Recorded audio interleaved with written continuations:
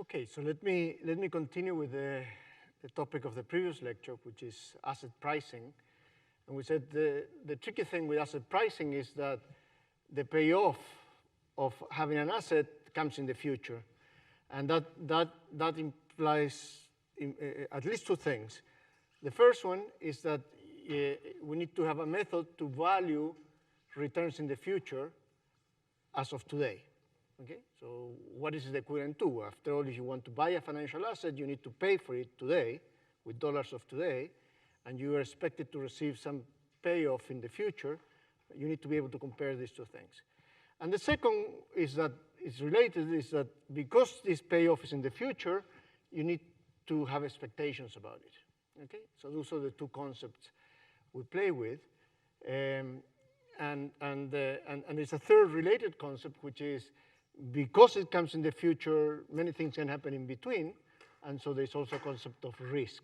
Okay, those are the three elements we discussed. And remember what we did. I'm going to go very quickly over what we did in the previous lecture because I could see some faces. So let me go quickly over that and then continue with equity, which was the next step. So the first step says, okay, ignore the expectations part for now and risk and so on. Assume that you know the future. And we ask the question, well, how do we value a dollar next year? In particular, we want the question, is it equivalent to having a dollar today? And the answer quickly became no, because imagine that you had the dollar today, then you can invest it for a year, and you get the return of the 1 year interest rate return. So with $1 today, you can do more than with $1 in the future. In fact, that calculation gave us the exact recipe to valuing a dollar in the future, because in order to get a dollar in the future, I don't need a dollar today. I need 1 over 1 plus the interest rate. I invest this in the 1 year bond, and I get a return of that over that amount. That gives me exactly a dollar in the future. Okay? So that gave us a very natural way of valuing a dollar next year. It's just 1 over 1 plus the interest rate.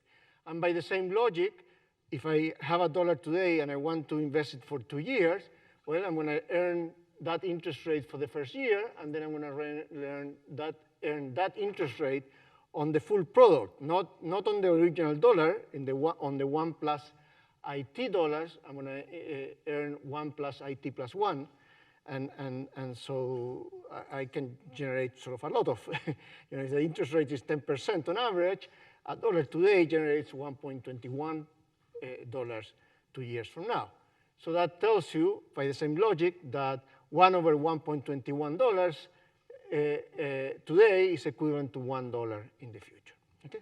So then we said, let's pick a very general asset, an asset that has, that pays ZT dollars this year, then ZT plus $1 1 year from now, ZT plus $2 2 years from now, and so on and so forth, up to n years ahead. Well, what is the value of that asset today? Well, you apply exactly the same logic that we apply here for every single year in the future, and you get that's called the present discounted value of those cash flows. That gives you the value today. Okay, present discounted. Those are the discount factors, 1 over, and then that's the value that you get out of that. So that asset has that present discounted value of future cash flows, and that should be more or less the price that you are willing to pay for that asset. Okay. And then we introduce expectations. So, okay, well, but we're talking about cash flows in the future. In many cases, we don't know. Well, we don't know two things. First, we don't know what the cash flows may be. In a very safe bond, you do know the cash flow. but in almost any other asset, you don't know exactly the cash flows you receive. And you don't know what the future interest rates, 1 year interest rate, will be. Okay? So that took us to the concept of expected present discounted value, in which you just replace all the things we don't know today for the expectations of those things. Okay? So we don't know the cash flows in the future. That's the reason, but we have an expectation. That's what you put there. And we don't know the future. We know the current interest rate, but we don't know the future 1-year interest rate, 2-year interest rate, n-year interest rate, and so on. So we put an expectation there. Okay, so that's that. And then I gave you some special cases. That's a case in which the interest rate is constant. That's a case in which the payoff in the future, the coupons are constant. That's a case in which both are constant, the interest rate and the payoffs in the future. And for a bond, for a financial asset that lasts for n years, that matures in years, that's a case in which an asset that does not mature, that goes on forever under these conditions. And then I said, well, suppose that we look at the ex-dividend price. That means after this year's dividend or this year payment, then that's the value. And I made the point there that that shows immediately something that will be present in almost any asset price, which is as interest rates go down, asset values tend to go up, okay? And the reason for that is because assets pay something in the future, and if the interest rate falls, then you discount less the future. So whatever you're going to receive is valued more because you discount less the future, okay? So that's the effect. In fact, in this particular case, if the interest rate goes to 0, the value of that goes to infinity because you don't discount the future and you're going to receive infinite payments in the future, okay? Then we look at the specific financial assets. We first look at the bonds, okay? And we said one important distinction, something, whenever you buy a bond, one of the things you want to know is the maturity of that bond. This is a 1-year bond, a 2-year bond, 5, 10, 30. Those are sort of the typical US Treasury bonds, at least. You want to know the maturity of the bond. So then we went into pricing different bonds. We say, well, a bond, the simplest bond is a 1-year bond. Suppose we have a bond that pays $100 at the end of the year and then it matures. Well, the price of that bond should be the present discounted value of the flows of that bond, which is 100 divided by 1 plus the 1-year interest rate at time t, okay? And I notice again here, but the same logic of what I explained before is that if the interest rate 1-year interest rate goes up, the price of that bond will decline, okay? Because that bond pays you 1 year from now, and 1 year from now, when the interest rate is higher, it's worth a little less than it was when the interest rate was a little lower, okay? Okay, and then we look at a 2-year bond, a bond that pays nothing up to 2 years from now, and we said, well, 2 years from now pays 100 and then matures. Well, the price of that bond will be, this, okay?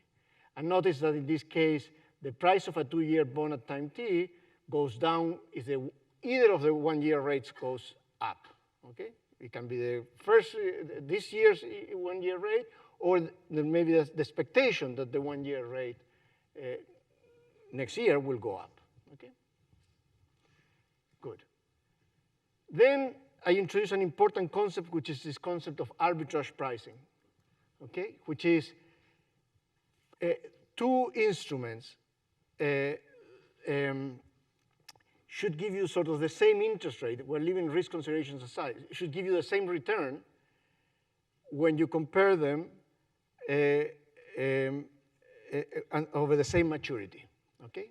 So in this particular example, I said, look, a 1-year bond and a 2-year bond that you hold for only 1 year should give you more or less the same return, okay?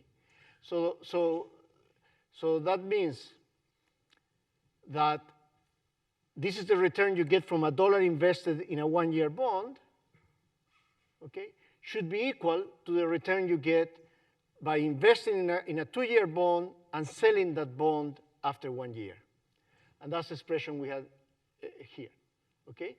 This is what you pay for a 2-year bond, and this is what you expect to be paid for that bond when you sell it 1 year from now.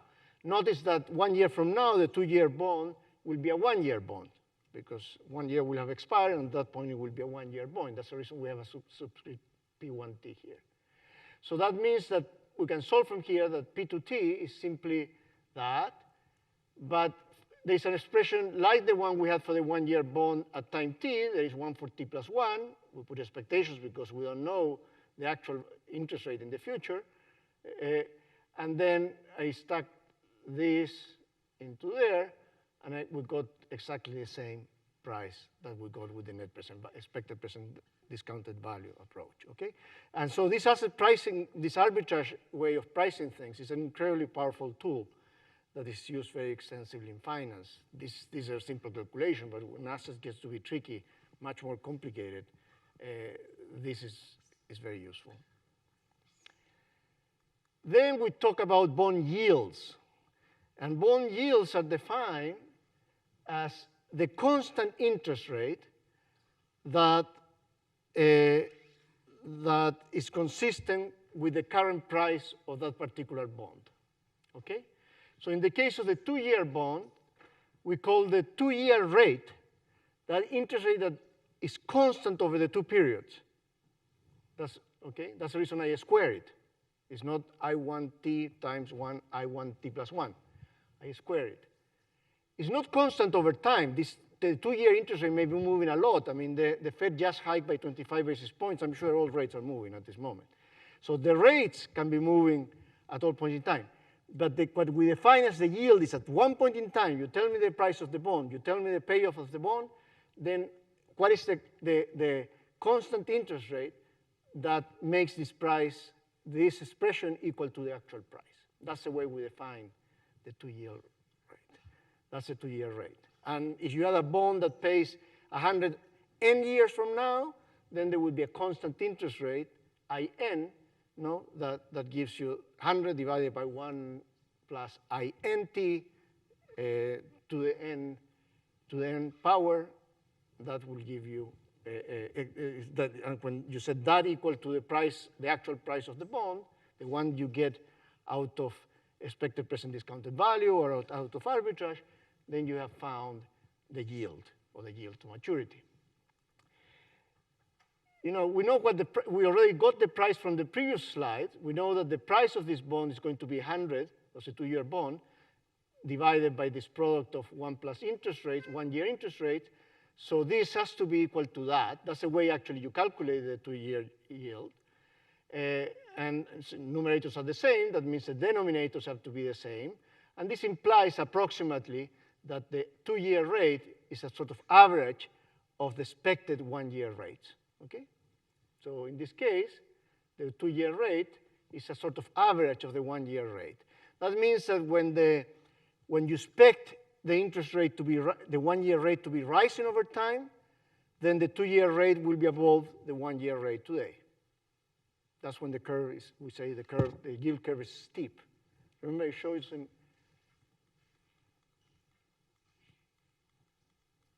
there. When the curve looks like that, so steep, means that the 2-year rate, the 3-year, well, here in particular, the 3-year rate is, the 2-year rate is higher than the 1-year rate, the 3-year rate is higher than the 2-year rate, and so on and so forth. That happens when you expect, the market expects the interest rate to be rising over time, the 1-year rate to be rising, okay? Because remember, the 2-year rate is the average of the current 1-year rate plus the expected 1-year rate 1 year from now. For that average to be higher than the 1-year rate now, it has to be the case that the expected 1-year rate 1 year from now has to be higher than the current 1-year rate, okay? So that's what you tend to get, that's when you get to an upward sloping term structure. And when you get a downward sloping term structure, which is the way it looks right now, actually right now it looks very downward sloping. There you are. You know, it looks very downward sloping. Is people expect that we're getting to the peak of current policy rate, of short-term interest rate. And so people expect now for the interest rate to decline going forward. And that's the reason the 2-year rate now is lower than the 1-year rate. And the 5-year rate is lower than the 2-year rate, and so on. As you can see here, it's very steep. Okay, then we said, well, let's add risk, because, yeah, sure, here we assume that you were indifferent between investing in a completely safe 1-year bond and a 2-year bond in which you had to make an expectation about the price, but that price could move around. So there is risk on that price, or on the price of the 1-year bond as of today. And so we added risk, and there are two types of risk in bonds. One is default risk, that that they had promised that they would pay you 100, but it may happen that they cannot pay you the 100, the corporation or the government or so on. Argentina defaults in its bonds regularly, okay? For example, many of the regional banks that have gone under will default on their bonds as well, okay? So that kind of risk. But we remove that risk and we focus for now on I'm going to focus mostly on the price risk, because I'm going to be talking mostly about US Treasury bonds. US Treasury bonds have no default risk, we think. I mean, there could be an event in a few weeks from now, but no one expects that to be a lasting event. I mean, if it is, it's a real mess. But in any event, but there is also price risk, because you have to hold this and then sell it at the end of 1 year, and you don't know exactly the price, what the price will be. Okay, there's a risk associated to that. So that means that really you shouldn't equalize the return on the 1-year bond to the return you expect to get in the 2-year bond. You should add a little compensation for holding the 2-year bond, for going the 2-year bond route, okay? And so rather than expect to make 1 plus I1T with the 2-year bond after 1 year, you should expect to earn a little more, okay? And that's what this XB, being positive, reflects. And so in that case, the price of the 2-year bond is a little different from what we had. In fact, it's a little lower than what we had, because that's the way you compensate for risk. I sell you an instrument a little cheaper than it would have been in the absence of risk, so you expect to get a slightly higher return out of that, okay? So this price is lower than the price without the risk premium here, no? That means, but it still is promising you 100, so that's exactly how you get more return out of it, because you're buying something at a lower price, okay?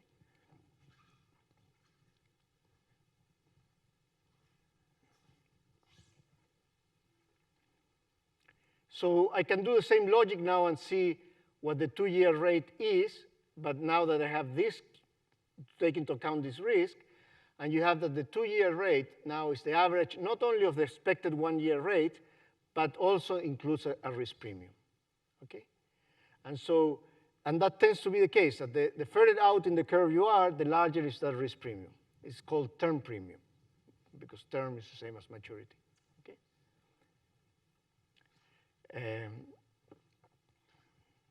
Actually, sometimes that is negative, actually.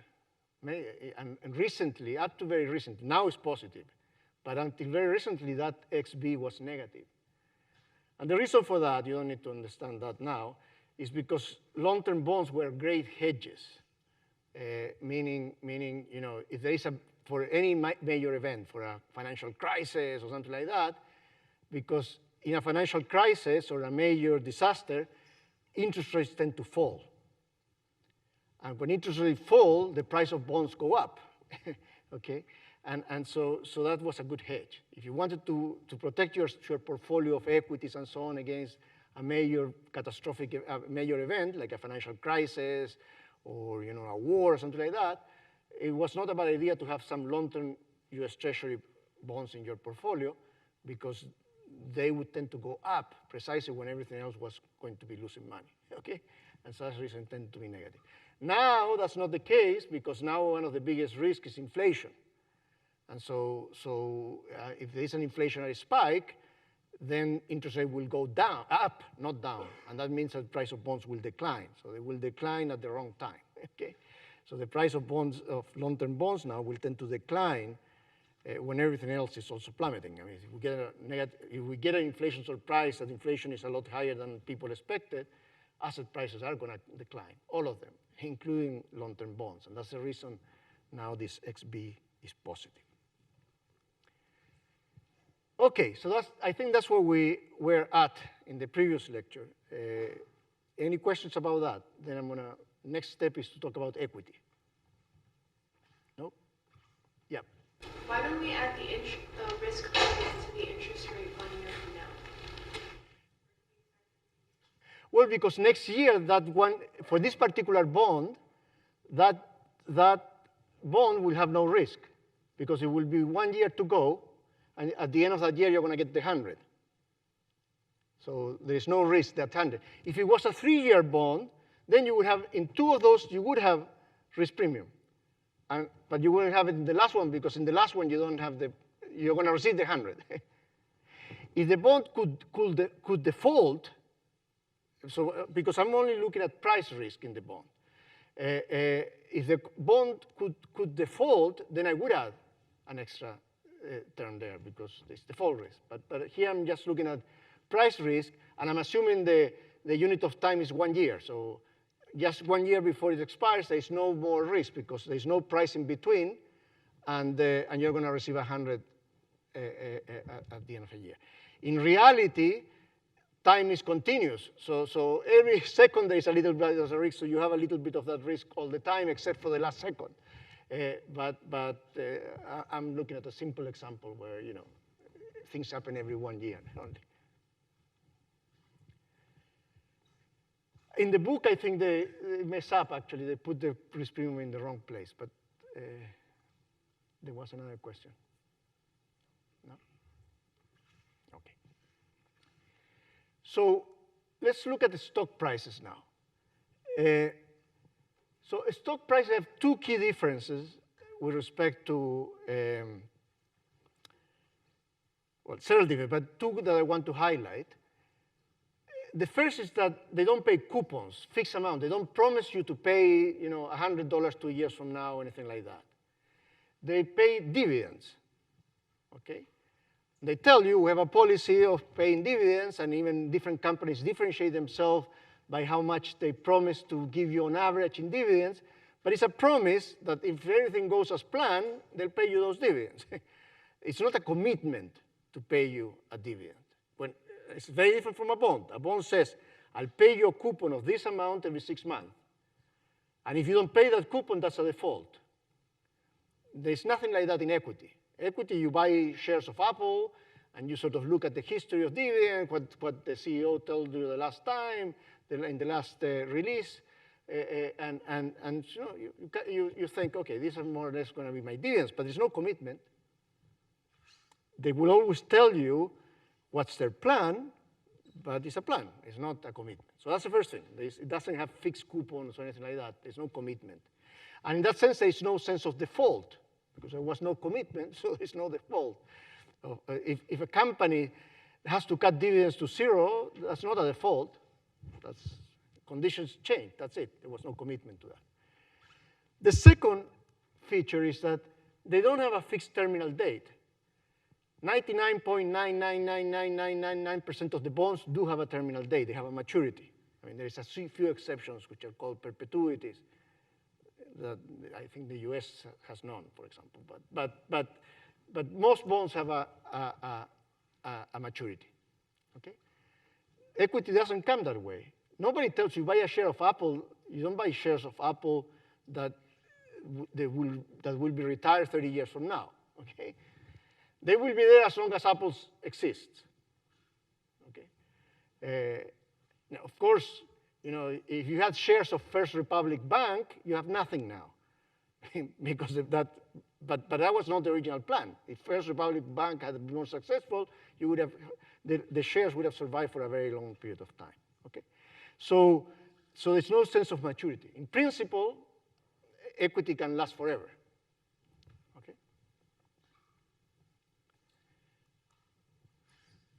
So I'm going to use arbitrage to price equity. So let me have the following portfolio of options here. One is our old 1-year bond. Okay, so you can invest your dollar today in a 1-year bond. The alternative, I'm going to say there's some equity out there, and I'm going to call the price of that equity Q, and the dividend of that equity D, okay? So let's price the stock by arbitrage. So equity is risky.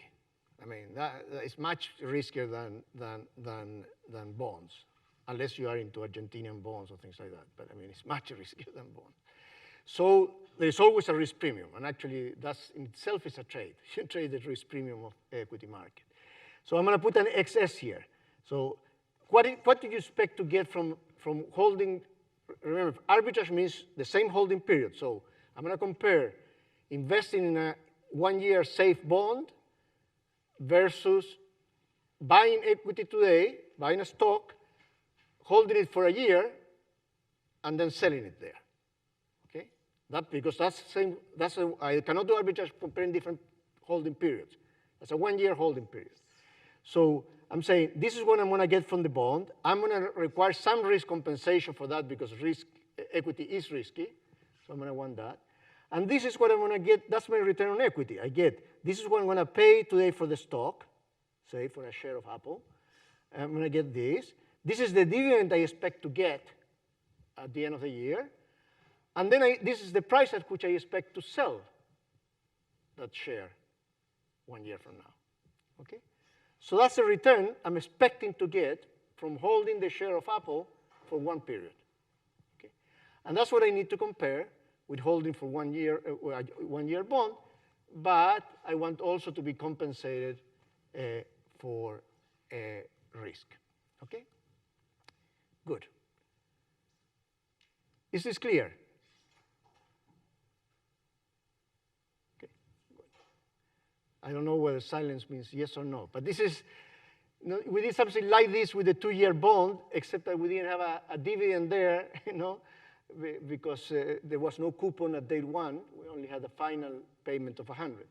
But we did this already when we compare the 1-year bond with holding the 2-year bond for 1 period. We had exactly that, except that the expected dividend there was 0 because there was no payment at the intermediate date. Okay? Good. So we know this concept already. The only difference here is, again, that there is expected dividend, and second, that we have a risk premium here, which we had it for bonds, but for equity, as I said, is typically much larger than for bonds, especially if you're talking about treasury bonds.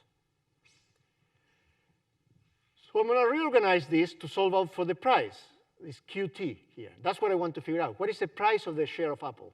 Okay. Well, I can reorganize this, which means move $QT to the left, divide these two guys here by 1 plus I1T plus XS, and I get this. Okay. So the price is equal to the discounted expected dividend. I have to discount it because I expect to receive it 1 year from now, and I want also compensation for risk, plus the discounted value of the money I'm going to get from selling the share of Apple 1 year from now, okay? Which I also discount by the interest rate, but also with a risk premium because it's a risky investment, okay? So that's what we have. Now, notice that at t plus 1, I will have an expression like that as well. Okay, again. When we did the 2-year bond, we didn't have an expression like that because after 1 year, the 2-year bond was going to be a 1-year bond. And so we didn't need to put a price there. We just put the 100. Okay? Here is different because we said this equity never expires. Unless a company goes bankrupt, it's there. So in the next date, I'm going to have an expression exactly like that. I'm just going to have an expected dividend at t plus 2 and the expected price at t plus 2, okay, and so on and so forth. That means I can replace this expression here by an expression like this, shifted all by 1 year. Okay, and I can keep doing that. Then, if I do that, I'm going to get then 2 expected dividends here, and then I'm going to get so I'm going to get something like this, but shifted by 1 year and discounted by 2 terms in the denominator, and then I'm going to get a expected QT plus 2 around here. Okay. Well, I can do a substitution of that as well, again, okay, by everything shifted by 2 years and so on. So I can keep going, and I can keep going and going and going and going on forever. Okay. So if you keep doing it, you're going to end up with an expression that gives you the price of the asset as the expected present discounted value of all the future dividends you expect. Okay? You see, I'm summing dt plus 2, 3, 4, 5, n. Doesn't stop here. I stop here. I'm going to have here a q e t plus n plus 1. Well, I can replace that thing again, and I can keep going forever. Okay, so you're going to integrate the expected dividends, discounted expected dividends, to infinity. Now, each future dividend is discounting more and more heavily because the denominator is growing and growing and growing, because it's further out in the future, it's worth less and less. Okay, but still, it can go on forever. And in fact, even if you substitute this stuff 1,000,000 times, there is going to still be a little price at the very end floating around, okay? Discounted, but it will never go away, okay? So it never ends. There's no maturity. They keep going, okay? Now, I did everything up to now for in nominal terms. You can do, and that's the reason I didn't want to spend much time on this, you can do everything in real terms as well. And all that happens there is just remove the dollars and just be careful to replace the nominal interest rate by the real interest rate, but nothing deep there. You can go to real pricing, nominal pricing, and so on. Okay. But the important concept is not that. Is the fact that in principle, we call that, by the way, the fundamental value of equity or of a stock. It's the expected present discounted value of all the dividends. And you have to discount it by the appropriate discounting factor, which includes interest rates and risk premium. But that's what we call typically fundamentals.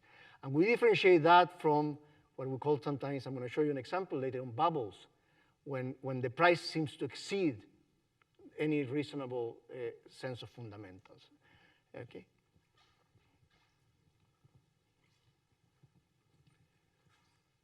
Okay, good. Okay, let me sort of start going back to things that we worry about in this course. And in fact, it's a big issue. I don't know what is happening to markets now. What the Fed did was very anticipated, but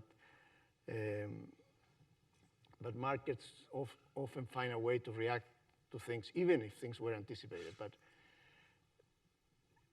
what happens? So let me ask you a following question. What is the effect? What do you think is the effect of an expansionary monetary policy on the asset prices we have discussed, so bonds and equity? Let's start with bonds first. What do you think is the effect of an expansionary monetary policy, that means a reduction in the interest rate, on the price of your 1-year bond, 2-year bond, any year you pick? We already talked about that earlier. Goes up. The price of a bond is inversely related to the interest rate, because if I cut an interest rate, means a bond is something that the payoff is in the future. That thing in the future is worth more if the interest rate goes down. There's less discounting of it. So the price of the bond, any bond here, will go up. The 1-year, 2-year, 3-year, 5-year, all of them will go up. Okay. Assuming that nothing changes as a result of the monetary policy. Look, what happens is sometimes, markets think, oops, the Fed messed up. And that leads to lots of changes in all the term structure and things like that, because they expect the market to react in strange ways to this mistake made by the Fed. But here I'm saying, suppose that the Fed just cuts the interest rate once and everyone believes that the Fed will continue to do so and so on. Well, then you're going to get that the price of bonds will go up. What will happen to the price of stocks? You want to answer?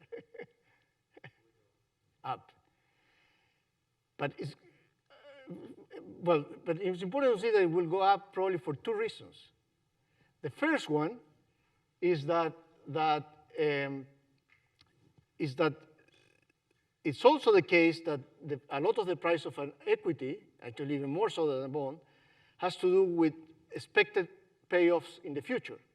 So if I lower interest rate, just the effect of discounting will tend to raise the price of. So even if I don't change the expected dividends at all, the fact that the interest rate goes down, for the same reason that the price of a bond went up, the price of equity will tend to go up, okay? So that's exactly, it's the same logic. But there's an extra kick here for equity, which is what? That bonds did not have, but equity does. At least if it is an equity that is positively related to aggregate activity, but that's what I'm assuming here.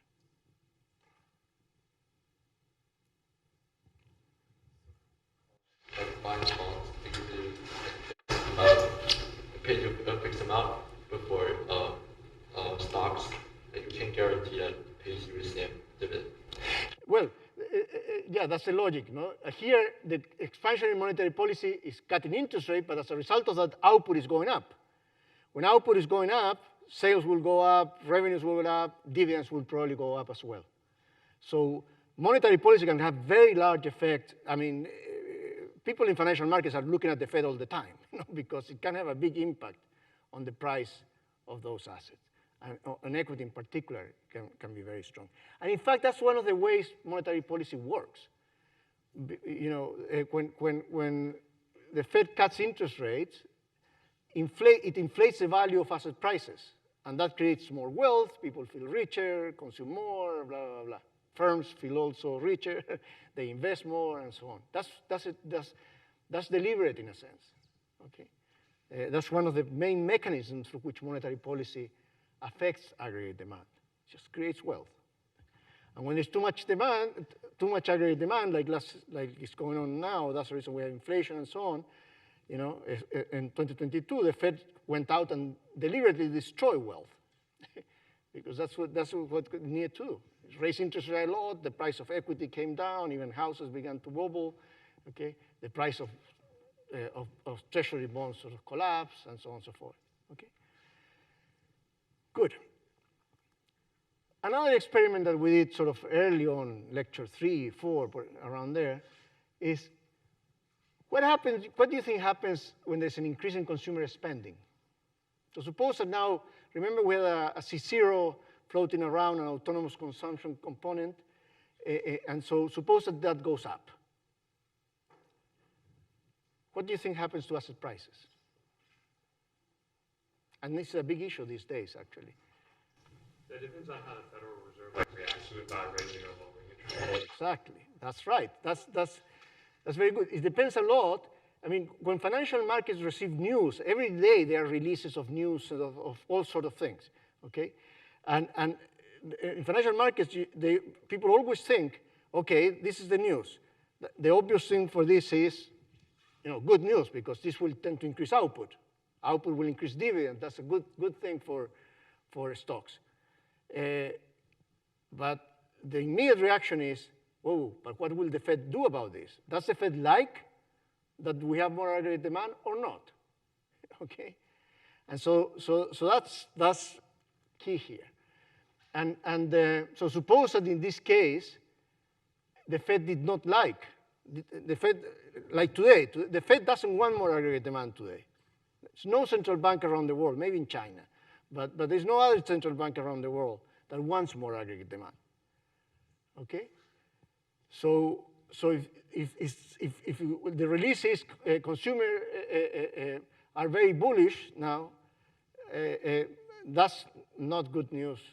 I mean, the financial markets immediately say, oh, we have a Fed that is watching for inflation. This means they're going to hike interest rates, okay? So what happens to the price of bonds then in this environment when C0 goes up and the Fed doesn't like it? And the markets know that the Fed doesn't like it. The Fed may take a month to react to it, but markets react immediately, say, oh, this is what the Fed will do 1 month from now, okay? So what do you think happens to the price of bonds? If we get news that, you know, consumers are very bullish, and it turns out that we also have inflation of, you know, 4% or so we know that the Fed doesn't like more aggregate demand. What do you think will happen to the price of bonds?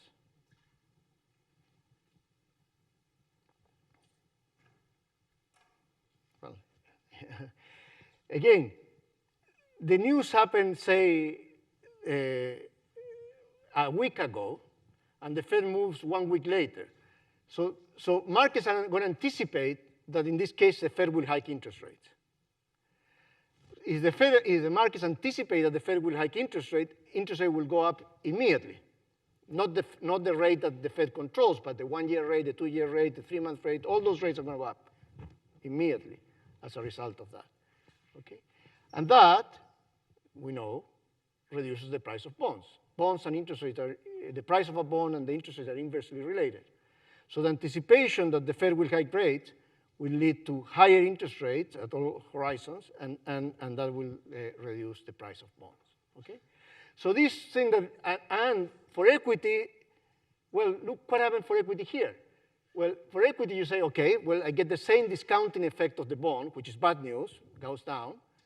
And what, but the good news is the dividend, no? Because now I have more consumers.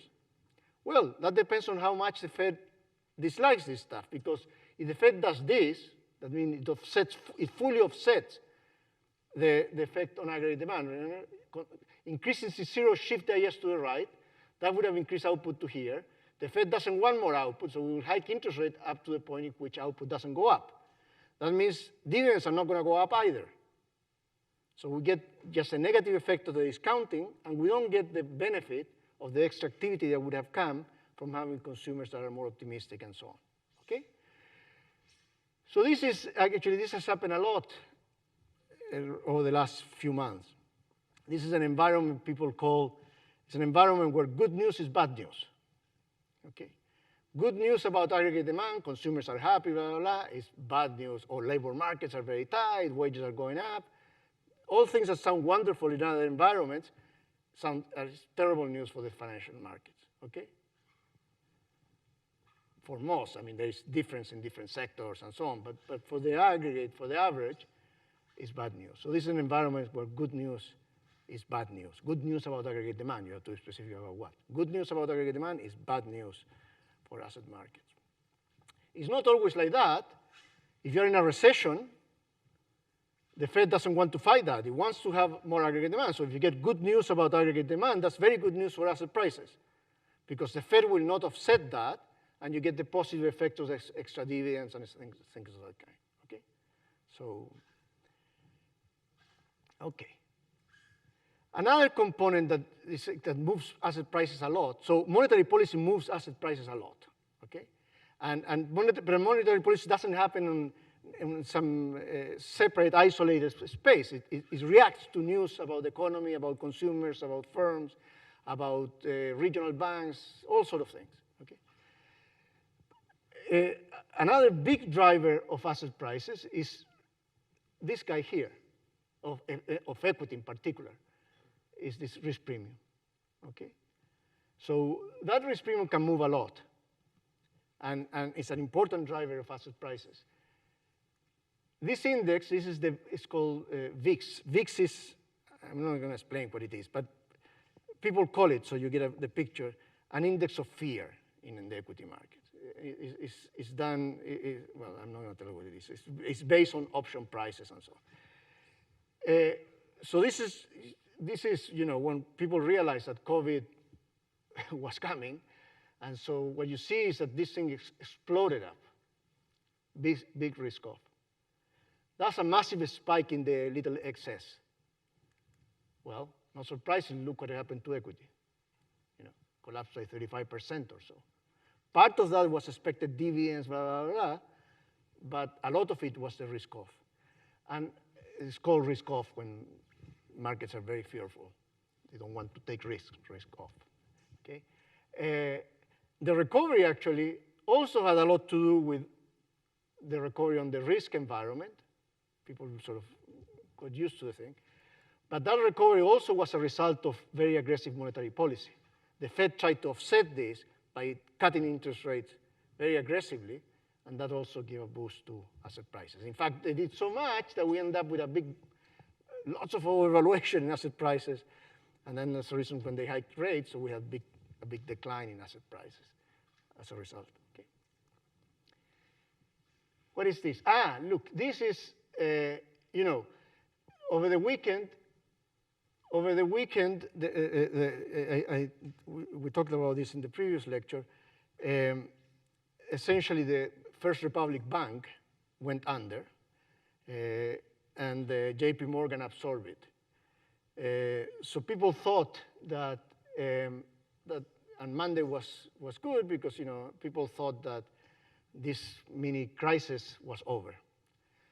Well, yesterday, it turns out that two other regional banks, the shares began to collapse in the same way as the First Republic Bank shares collapsed the week before, okay? So panic immediately set in. So the VIX, the fear index, this is intraday. So markets open here, and the shares of these two banks began to decline very rapidly, and so VIX went up a lot. And what you look, this is the SPX, the main S&P 500. It's the main price index, equity price index in the US, immediately decline. Okay, so that's the excess moving. Here, excess move up, little x, and then it began to come down, and the markets began to recover. So this risk on and off is a very big driver of equity prices. This is one of the banks, actually, that was in trouble. You see that by the end of the day, this is PacWest. PacWest had declined by 28% by the end of the day. But you see things look very weird here. They don't look like normal prices, okay? Here they look like normal prices. They're moving all the time. Here they don't. What happens is that these prices decline so rapidly that they trigger what is called circuit breakers. So you cannot trade those shares when they decline too rapidly. And that's done deliberately so this little x doesn't get completely out of control, so people to come down, okay? And so it triggered it several times. Just as the whole idea is that people come down. They don't. Is there a question? Or? Yeah, just on the last slide. The previous or this one? Yeah, the previous one. Are either of them dependent on the other, or are they more just showing the same sort of trend? No. Okay, that's a good question. This is the risk component only. So this is more independent. What I'm saying, when this guy goes up, if nothing else happens, this will decline because you are discounting things more heavily. But it is true that there were some common elements. There are also common elements, which is people got very worried about having another regional bank collapsing and so on. And so that also created fear about the economy, which is an independent reason for this to decline. And normally in recessions as well, this risk appetite is lower. So you're right that it's a common component. But the point I was highlighting is that this VIX sort of is a big driver. It has a big impact on asset prices. But it's not the cause. It was an event that caused both, but the fact that this event came with this big spike in the VIX meant that the impact on the equity index was larger than if it had been only news about the economy, meaning that there was a recession ahead or something like that. And let me just finish with the opposite phenomenon. I was describing episodes of fear, but sometimes markets get very carried away in the opposite direction, okay? And here I'm showing you, examples. I put together this picture many years back, and now Deutsche Bank keeps updating it, which is, it shows you it seems that the world needs a bubble somewhere. And here it shows you several sort of big asset valuations, look, 500%. Here is the Nikkei. I mean, it was enormous appreciation of the Nikkei. Here was Bitcoin. Then it collapsed, okay? They always end up bad. Whenever you see this big sort of spiking up, they almost always end up quite poorly. Now, this is much more likely that it happens in equity than in bonds. In bonds, it cannot happen because there is a terminal date, a terminal value. So what happens with these kind of things, people dream that the value will go to infinity. And it could, because the thing will last to infinity, and the price could go to infinity. For a bond, that cannot happen because there's a terminal date, and at that date they're going to pay you 100, so it can't happen.